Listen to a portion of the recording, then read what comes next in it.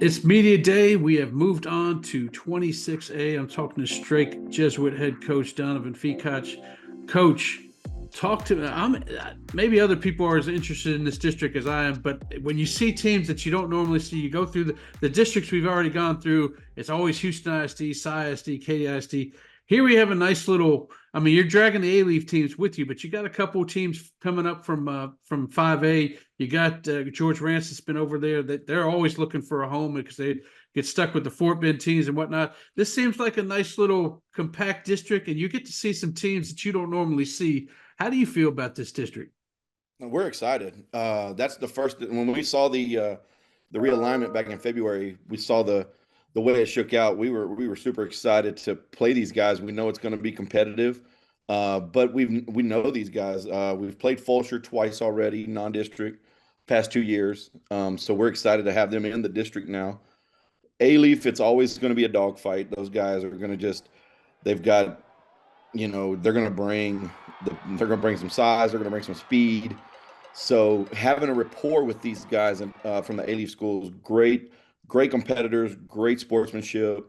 We're excited to be with those guys. Now, Foster and we had George Ranch a couple years back. Right. We were in a Brazos Wood, George Ranch kind of district before we got with Pearland Dawson. So getting back with George Ranch, there's still some old blood that's still kind of still Is wanting it to compete bad? against each other. Yeah, so it's I fun. was going to say, is it bad blood or is it just No, it's blood? now speaking football, Right. it's always been very. I mean, it's going to be a dogfight. Okay. Baseball, basketball, uh, those guys they can play football, they can play baseball, they can play basketball. So across the board, sports again, district wise, we're very excited. Right. And you look at this district, there's playoff spots to be had. Like, there's only All right. three teams in this district that made the playoffs. I'm sure you guys made the playoffs, but you're at 3-7, so I'm sure you weren't too excited about it.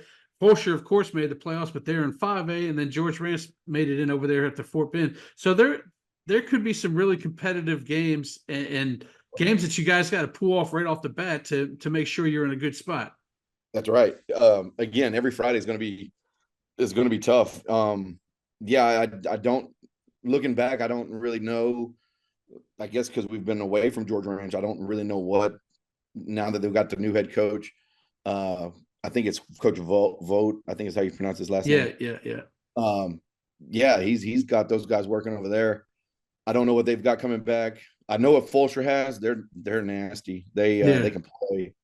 But again, the A-Leaf schools, Elsick, in my opinion, I looked at the non-district schedule of all the teams in the district. Fulshear, ourselves, and Elsick. I mean, Elsick has loaded non-district with four. I'm talking Coach Rodriguez. He's going to have those guys really fired up. So I'm excited to just every Friday night play hard-nosed football. We're going to be prepared. All right. Well, speaking about being prepared, let's talk about some of the guys you have coming back. I know offensively you got some good receivers coming back in Luka Manga, and you got the tight end coming back. But who do you got tossing the ball, and maybe talk about the trenches, because I know that's the biggest thing with you coaches. You can have all the skill position players you want. If you can't keep your guy upright, then that might be an issue. That you're exactly right.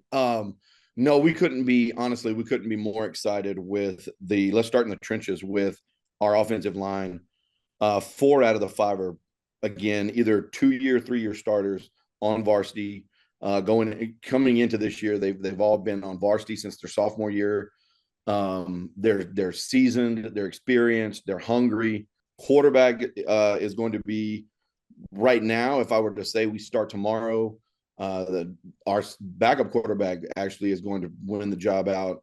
Bryson Easley will be QB1, and then he's got some guys behind him. What about the flip side? Who do we have to worry about on defense? Because that's going to lead me into Oh, my next question. And when I start talking about the non-district schedule, but I know you got Brandon coming back, and he's what a size for a defensive tackle. oh. So that takes up two spots in your line. So you're only going to be playing 10 on defense, right? No, just kidding. with Brandon Acuna, we'll have 10. That's right. Oh, he's been a monster. No, Brandon he's gonna be the anchor there at the nose. Um, and just again, we've got shoot, it's up for grabs too. We've got a young man who suffered a shoulder injury early last year, his junior year. He's going to be a senior, Christian Clark, who is, if not one of the fastest as far as just speed off the edge, strength, size. He's got a lot of things that work for him. If he stays healthy, he can anchor that 5. And we've got a baseball player, football player combo kid, McGregor Byers, 6'4", right around 250, playing the 3, could play the 5. He's nasty. Inside linebackers, now we had a young man on JV who just picked up football last year, and all of a sudden it just clicks, and he just loves to throw his body at people. Wesley Stewart, I've got William Grace is going to be a dog, but they were on JV last year, so they're going to come in and fill some big shoes. And then my secondary, all those guys are coming back. We sound pretty excited about the squad. I know what you weren't excited about, which was falling into a 7-team district, and with one of the teams being one of the teams you played in the non-district. So yes. That means you had to search out for 4. And I do a Dallas show as well as a Houston show, and I'm talking to Aaron Lineweaver over at Trinity. He said, "Yeah, Strake's coming up here." And I was like, "Okay, he's on the move." And another DFW team said he's playing you as well. Talk about some of the teams you're playing in the non-district. And boy, you talk about Brandon. He's really going to need to step up if he's going to play against them home run hitters and big Tongan offensive linemen for Trinity.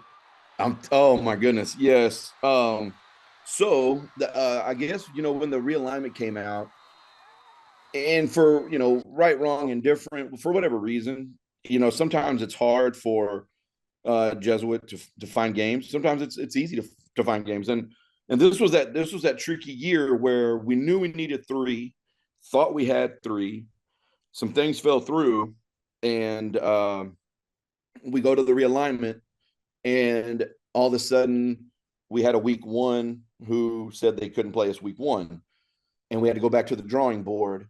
And at Jesuit, I mean, I've been at Jesuit for 10 years. I've gone through, a little bit of the tail end of playing St. Thomas and playing some of those guys. And there's always that little murmur, kind of, hey, are we going to play St. Thomas, this, that, or other, or Episcopal or St. Pius or whoever. And we really do focus in on UIL schools. We abide by the UIL rules. We cross every T, dot every I, and we want to do what's right by the UIL. So we want to play UIL opponents.